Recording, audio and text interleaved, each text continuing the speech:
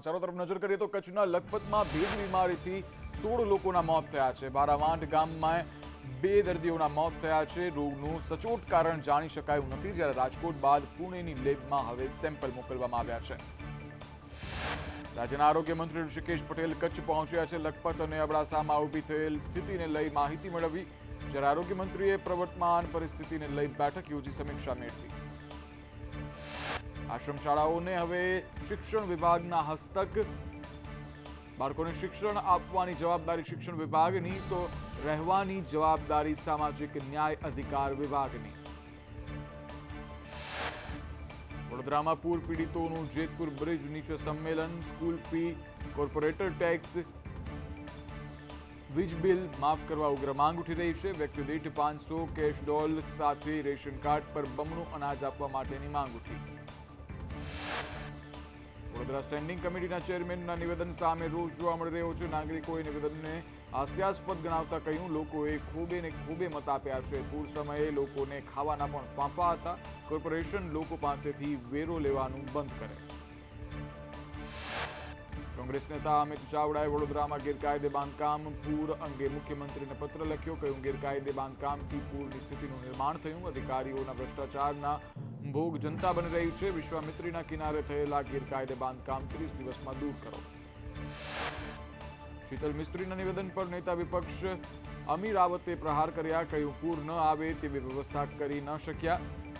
હવે લોકોને સૂફિયાણી સલાહો આપે છે. સત્તાધીશો હાથ અદ્ધર કરી દીધા છે. ભવિષ્યમાં આમ જ પૂર આવશે એ નિશ્ચિત છે. આખરે વડોદરાના સત્તાધીશોને જવાબદારીનું ભાન આવ્યું છે. વડોદરા સ્ટેન્ડિંગ કમિટીના ચેરમેન શીતલ મિસ્ત્રીએ તેમના નિવેદન અંગે કહ્યું, કોઈને મારી વાત ન ગમી હોય તો દિલગીરી વ્યક્ત કરું છું. મેં એક ડોક્ટર તરીકે આ નિવેદન આપ્યું હતું. કાલુપુર રેલવે સ્ટેશનની નવીનીકરણની કામગીરી ચાલુ, જેથી બીઆરટીએસ બસ હવે કાલુપુર સ્ટેશન નહીં જાય. ત્યારે એએમટીએસ અને બીઆરટીએસના 30 રૂટ અને 1500થી વધારે ટ્રીપ પ્રભાવિત થશે. આશરે 1 વર્ષ સુધી ચાલશે નવીનીકરણની કામગીરી.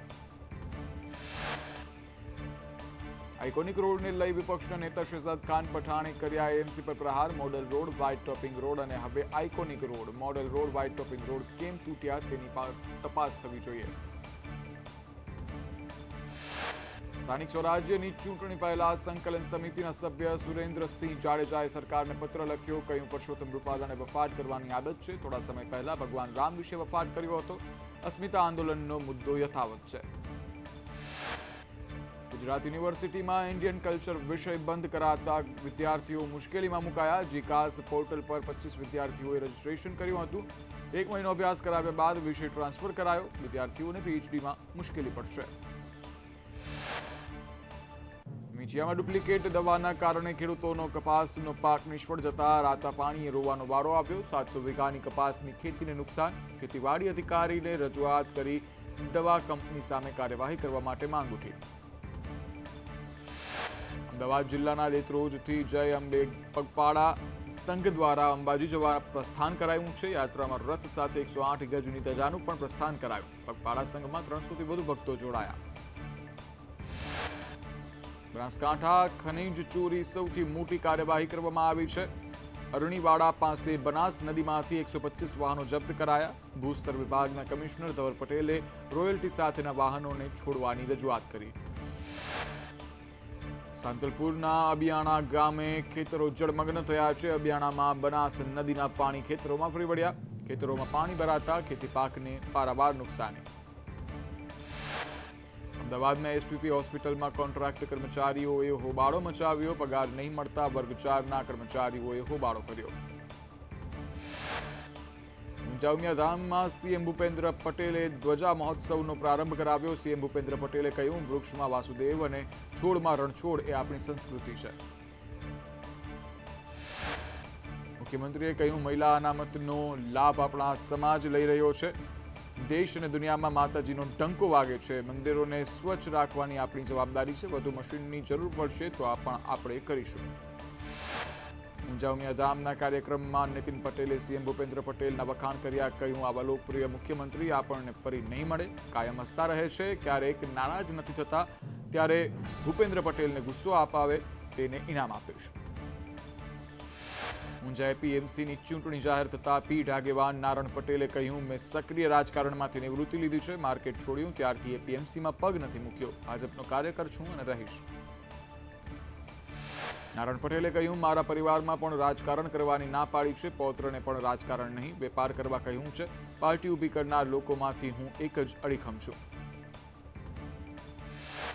રાજકોટ મહાપાલિકાની સ્ટેન્ડિંગ કમિટીની બેઠક મળી. 44 દરખાસ્તમાં 38 કરોડથી વધુના કામો મંજૂર કરાયા. 46 પૈકી એક દરખાસ્ત રદ કરવામાં આવી. 1 લાખની વસ્તીએ એક ફાયર સ્ટેશન ઊભું થશે, જ્યારે સાથે જ 450થી વધુ ફાયરમેનની ભરતી થશે.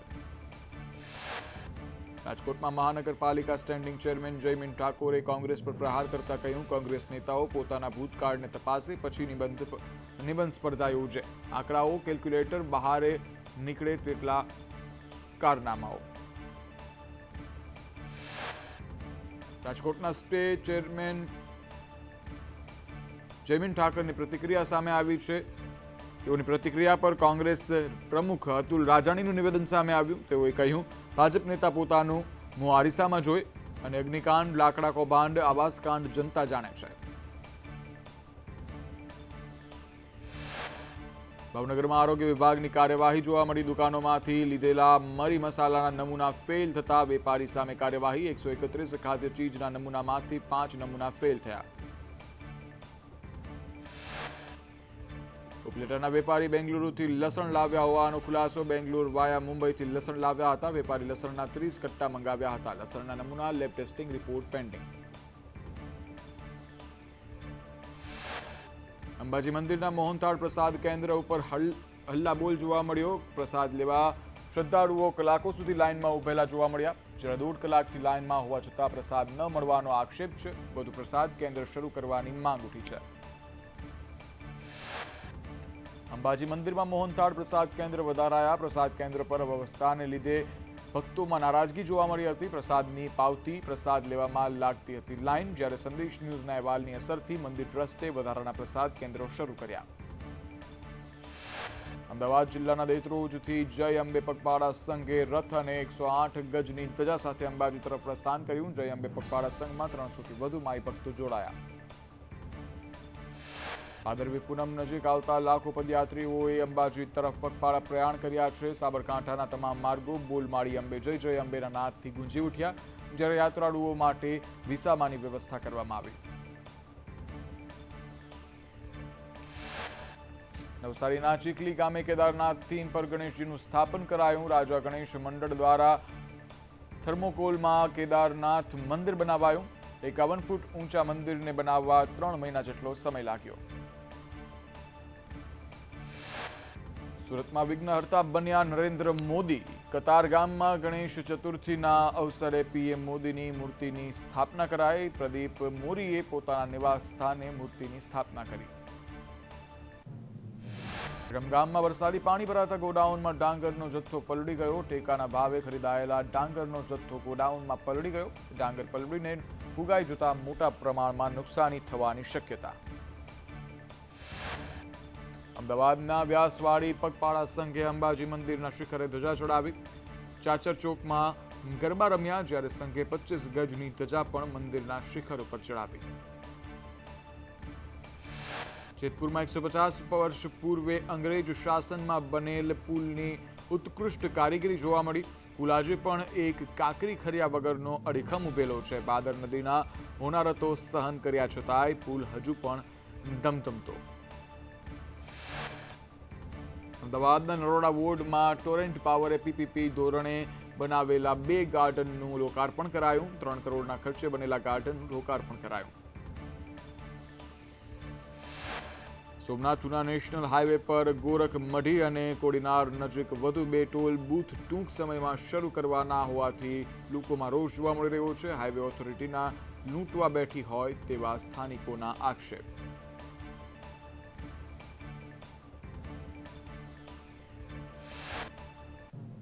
આણંદ સોજિત્રાના દેવા તળપદ ગામમાં વૃક્ષ પર ફસાયેલા 40 કપિરાજનું રેસ્ક્યુ કરાયું. વન વિભાગ દયા ફાઉન્ડેશન દ્વારા કરાયું રેસ્ક્યુ.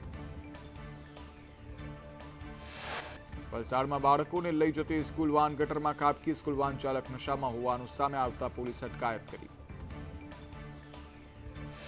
રાજકોટમાં ગુંદાવાડી શાક માર્કેટમાં મહાકાય અજગર નીકળ્યો. મહાકાય અજગર નીકળતા લોકોમાં ભયનો માહોલ.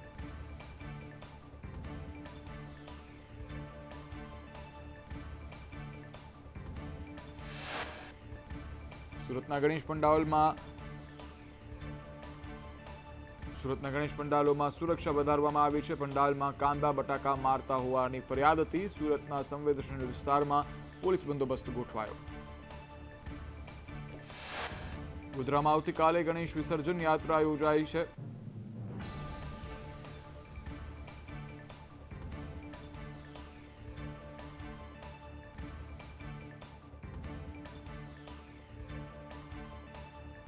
સુરતમાં લવ જેહાદનો કિસ્સો સામે આવ્યો. આરોપીએ સગીર વયની હિન્દુ કિશોરીને ભગાડી અને દુષ્કર્મ આચર્યું. પોલીસે હૈદરાબાદમાંથી આરોપીની ધરપકડ કરી કાર્યવાહી હાથ ધરી. બનાસકાંઠાના ધાનેરામાં 3 કલાકમાં 3 ઇંચ જેટલો વરસાદ વરસતા ધાનેરાના રસ્તાઓ જળમગ્ન બન્યા. નેશનલ હાઈવે પર પણ પાણી ભરાતા વાહનો બંધ પડી ગયા. ભાવનગરના મહુવામાં વરસાદ નોંધાયો. ભારે વરસાદને લઈ વાસી તળાવ, ગાંધીબાગ, હોસ્પિટલ રોડ પર પાણી ભરાયા, જ્યારે કોંજણી, કાડેસલા અને સેન્દ્રલા સહિતના ગ્રામ્ય વિસ્તારમાં વરસાદી માહોલ જોવા મળ્યો. ડભોઈનું નારણપુરા ગામ પાણીમાં ગરકાવ થયું. નારણપુરા ગામમાં ડાઢર નદીના પાણી ફરી વળ્યા. ગામમાં પાણી ભરાતા જનજીવન ખોરવાયું.